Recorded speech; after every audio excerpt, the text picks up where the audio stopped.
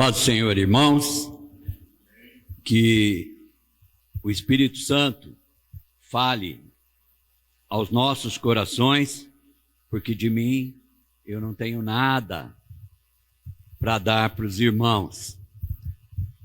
Mas, nesta noite, como eu disse na vez passada que eu preguei, eu gosto de pregar por personagens da Bíblia. E, mais uma vez, o meu personagem preferido, eu vou falar sobre ele, que é Jesus. Jesus está no seu ministério e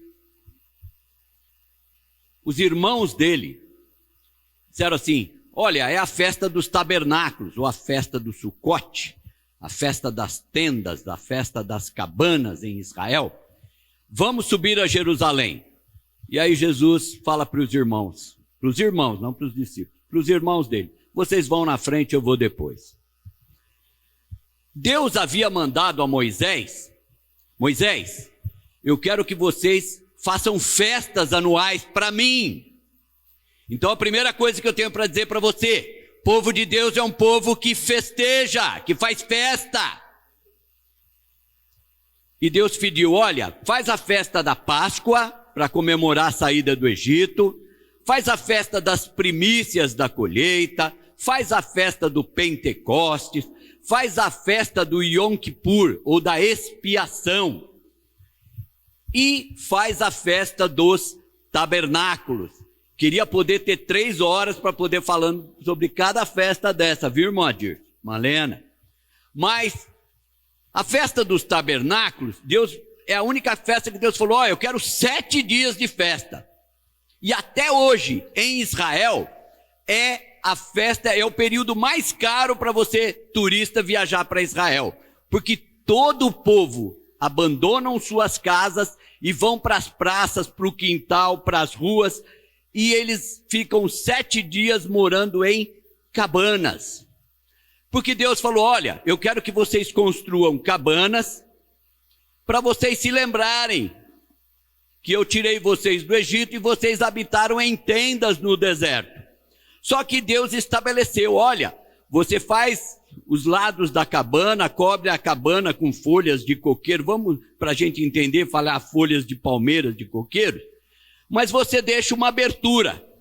E à noite, a hora que você estiver deitado, você olha para aquela abertura e fala: aqui, ó, minha morada provisória, lá eu vou morar com o Senhor. Então era para ele lembrar: lá é a minha morada, eu estou aqui de passagem.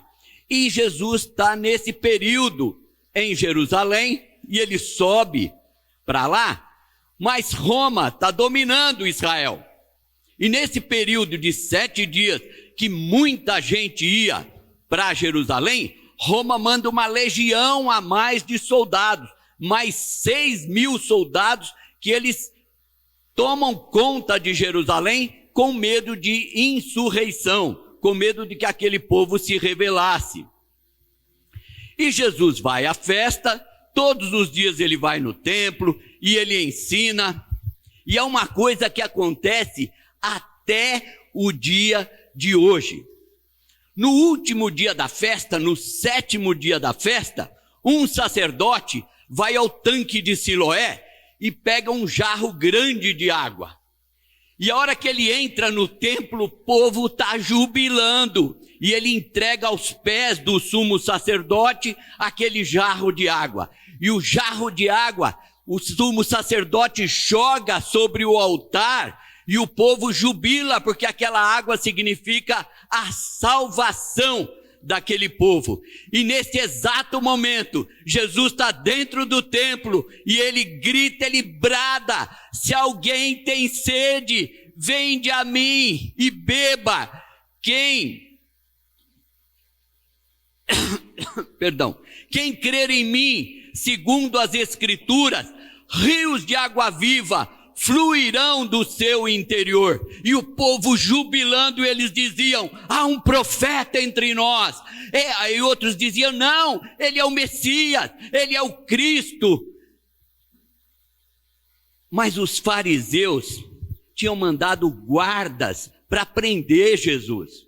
Tudo isso que eu estou dizendo para você, depois tem que ler em casa no Evangelho de João, no capítulo 7. Então, os guardas voltam, e aí os sacerdotes, os fariseus, interrogam: por que vocês não conseguiram prendê-lo? Eles falam assim: jamais alguém falou com tamanha autoridade. Os sacerdotes disseram assim: olha, até vocês se convenceram, aquela plebe maldita, está na Bíblia isso, aquela plebe maldita, tudo certo, eles não conhecem a lei, eles não sabem as escrituras, mas vocês não. Mas eles desejavam prender Jesus e condená-lo. Eu vou começar a pregar. Convido você para abrir a sua Bíblia no Evangelho de João, no capítulo 8.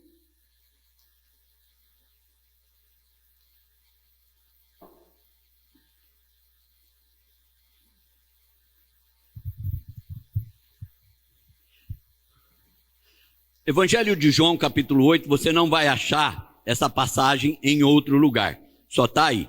Quem achou, por favor, em reverência à palavra do Senhor, se coloque de pé.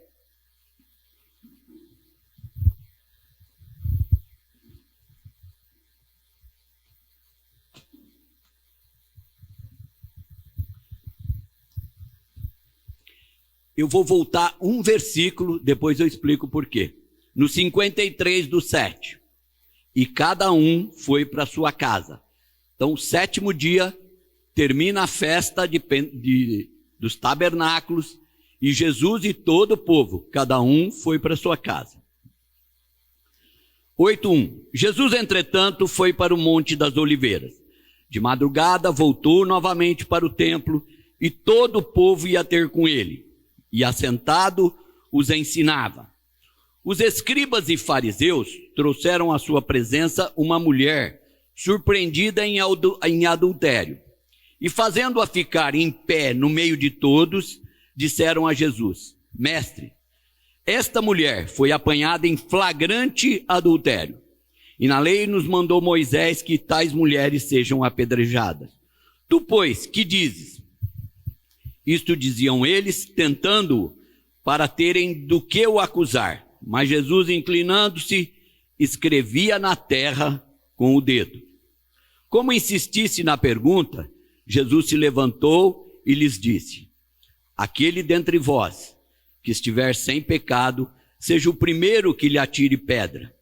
E tornando-se a inclinar, continuou a escrever no chão.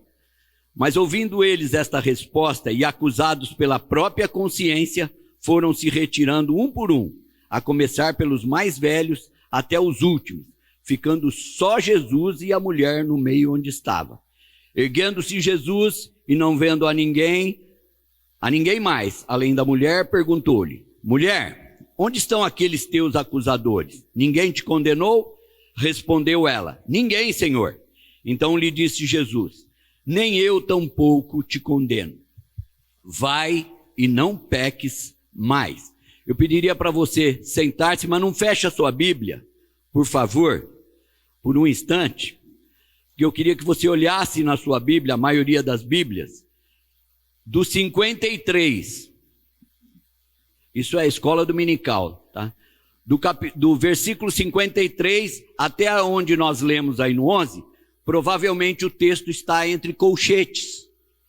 Há uma marquinha aí, iniciando o texto e finalizando o texto.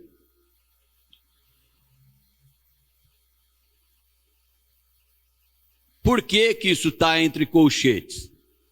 Porque os manuscritólogos, os que estudam a Bíblia e escreveram a Bíblia, eles não acharam em alguns textos originais, eles não acharam essa história.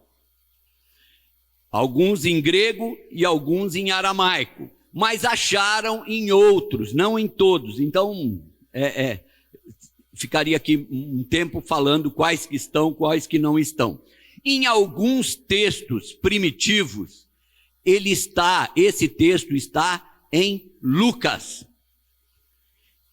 Mas os manuscritólogos que estudam, eles achavam que essa história se encaixava bem melhor e ela estava em mais vezes nos manuscritos primitivos de João. Então, se você lê 7 de João e depois você lê 8, você vai entender que realmente é o melhor lugar que caberia colocá-lo. Há uma outra coisa que eu precisava acrescentar antes da gente entrar no texto. É que após os 7 dias da festa do tabernáculos, que ela pode cair em qualquer dia da semana para começar e terminar, o dia seguinte era, o 8º dia, não era mais festa, mas era considerado como sendo um dia de sábado. Aqueles guardas, aqueles homens que levaram aquela mulher, na verdade, eles queriam prender Jesus, condená-lo. E neste dia, após a festa dos tabernáculos, o judeu não podia escrever nada. Mas Jesus, esse texto é tão maravilhoso, que Jesus está no templo e ele se agacha e escreve no pó. Então não podia ser escrito nada definitivo naquele dia, senão a pessoa seria julgada pelas leis judaicas. E é tão bonito que a gente vê aí, como esses fariseus eram hipócritas, como o próprio Jesus disse, que no capítulo anterior, eles chamaram Jesus de impostor, enganador, falso Messias. E agora, eles tentando prender Jesus, pegá-lo em alguma coisa errada, eles se dirigem a ele e falam, mestre. E aquela mulher, para vocês saberem, o que acontecia com ela, eles rasgavam a roupa e ela era despida da cintura para cima, que era para ser humilhada, envergonhada. E muitas pregações a gente ouve isso. Adultério não se comete sozinho. E a lei de Moisés, eles dizem, olha, Moisés falou que as mulheres que foram pegas, aqui não, quando você vai lá em Levítico, Deuteronômio, fala que é os dois. Então eles tinham que ter pego o homem e a mulher e levado, não à presença de Jesus. Porque na verdade, aquilo se Jesus fala não, pode apedrejar, seria assassinato. E naquela vez, com o Império Romano dominando, você vai lá no final do livro de João, está escrito lá, só o Império Romano poderia condenar alguém à morte. Mas mesmo nos tribunais judaicos, teriam que ter 23 pessoas escolhidas como juízes e teria que ter 2 votos a mais daqueles. Então digamos que 12 condenaram, 11 absolveram, não podia condenar. Então eles chamavam mais 2 juízes, até o número de 70. Se continuasse, que não tivesse, ou para absolver, ou para condenar, 2 números a mais, eles tinham que ficar chamando. Aí quando chegava no 70, não teve jeito, tá? Não deu 2 de diferença. Então um dos juízes ficava tentando convencer o outro a mudar seu voto. Ou você que está condenando absolve, ou você que está absolvendo condena. Então aquilo que eles estavam fazendo era errado, eles sabiam, mas eles queriam pegar Jesus. E principalmente, se Jesus condenasse aquela mulher, a guarda romana que estava toda na cidade ia prendê-lo. Se Jesus dissesse para eles, olha, eu absolvo essa mulher, o que aconteceria? Você é um falsário, você não segue a lei de Moisés.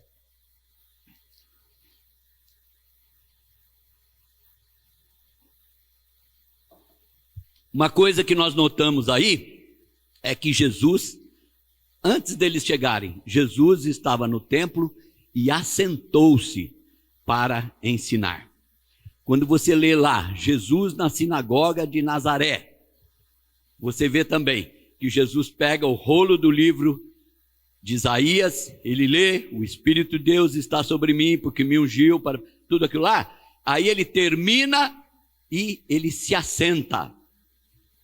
Se você for a Israel, na sinagoga de Nazaré, hoje, há uma cadeira lá, e eles estão dizendo assim, porque o judeu ortodoxo, eles ainda estão esperando o Messias. Jesus não é o Messias para ele.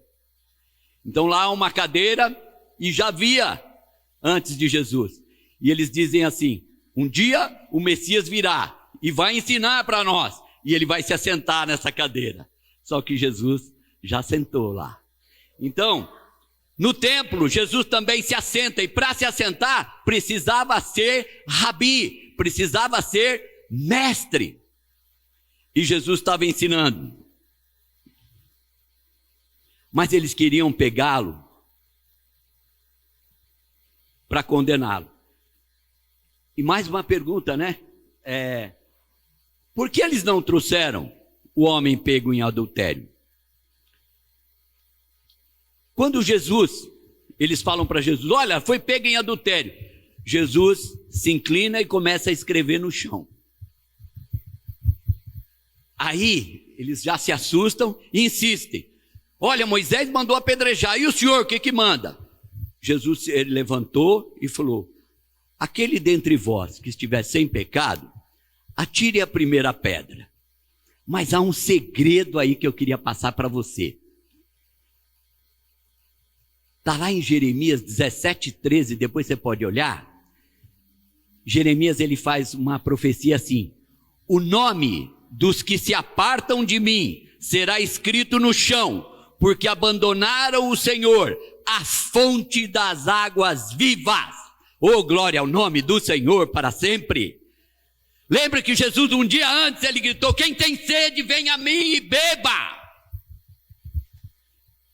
Jesus começa a escrever no chão, e quando ele fala, aquele que tiver sem pecado, atire a primeira pedra. Pelos anciãos, vocês viram o texto, pelos mais velhos, eles começam a se retirar.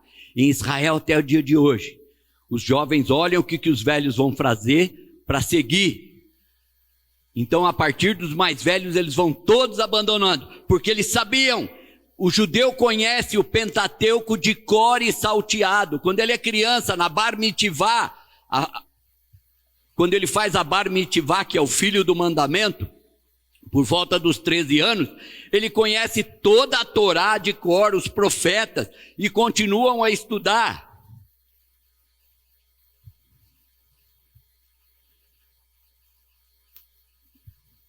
Então eles queriam, se Jesus mandasse apedrejar, ele cairia na lei de Roma.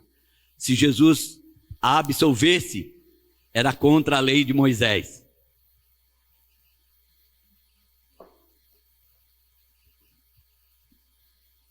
Eles desejavam julgar, mas Jesus os julgou.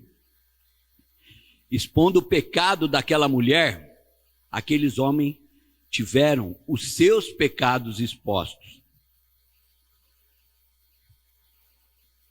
Os rabinos, é bom, mais um pouquinho de escola dominical. Em Israel nós temos católicos, temos os crentes, tá certo? E temos os judeus ortodoxos. O judeu ortodoxo é só Antigo Testamento, tá bom? Então o Novo Testamento é só para os judeus cristãos católicos ou cristãos reformados, né? Cristãos a partir da reforma ou nós. Então hoje lá, os rabinos que são ortodoxos, quando eles veem algumas passagens, e por essa passagem ele fala assim, isso jamais aconteceria. Um homem não falava com uma mulher, aquela história, né, que Jesus vai em Samaria e conversa no poço com uma mulher. Ele fala, não, o seu Jesus conversa com mulher, ainda com mulher samaritana. Jesus conversa com mulher e uma mulher adúltera, sabe?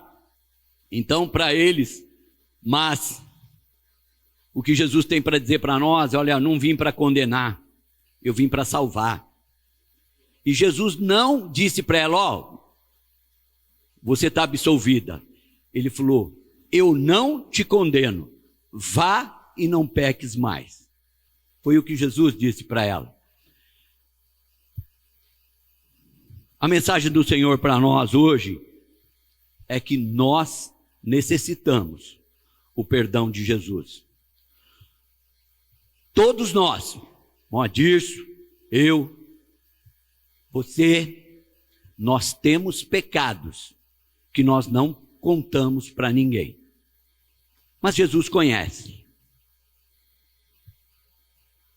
E às vezes, hoje em dia, você pega as mídias sociais, elas estão o tempo todo condenando alguma atitude de alguém. Estão sempre pondo o dedo em riste, acusando alguém. E às vezes até a gente mesmo, pastor, esse camarada fez isso, tem que mandar embora da igreja. A igreja não é um lugar de gente perfeita. A igreja é um lugar de aperfeiçoamento. Nós somos, eu e você, nós somos aquela mulher. A igreja é Jesus. A igreja tem que ser Jesus nessa situação. Acolher o pecador. Amar o pecador, não o pecado. O único daquele povo que estava no templo, aqueles que chegaram com aquela mulher, toda aquela gente, o único que podia atacar pedra porque estava sem pecado era Jesus. E Jesus disse, eu não te condeno, vá e não peques mais.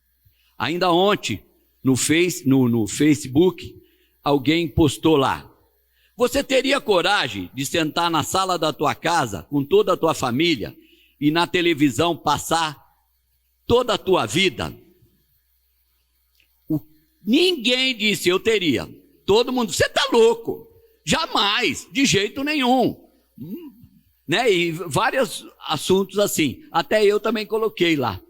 Então, realmente, todos nós temos algumas coisas inconfessáveis. Mas Jesus conhece. E Jesus está para sempre nos dizer, olha, eu não te condeno. Vá e não peques mais. Como nós cantamos aqui logo no começo, porque ele vive eu posso crer no amanhã, mas porque ele vive eu posso ser perdoado, eu posso perdoar, eu tenho que perdoar. Porque quando nós perdoamos e quando nós somos perdoados, há cura emocional em nossas vidas. Então Jesus hoje, a mensagem dele para mim e para você, eu não te condeno do teu pecado, mas vá e não peques mais. Então amanhã não adianta dizer eu não vou ser santo de hoje para frente, mas eu não posso voltar a cometer os pecados que eu sei que eu errei, que eu não devia ter feito, de todas as formas de pecado. Jesus e o Espírito Santo toca os nossos corações para nos livrar das mazelas, da culpa que Satanás insiste em nos cobrar. Você acha que vai para o céu? Você está lá no meio dos crentes lá, você esquece o que você já fez? É só nós lembrarmos que o sangue de Jesus nos purifica de todo o pecado. A cura para as nossas feridas emocionais. Jesus está te dizendo, e eu encerro, eu não te condeno, vá e não peques mais. Ao Senhor seja a glória para sempre.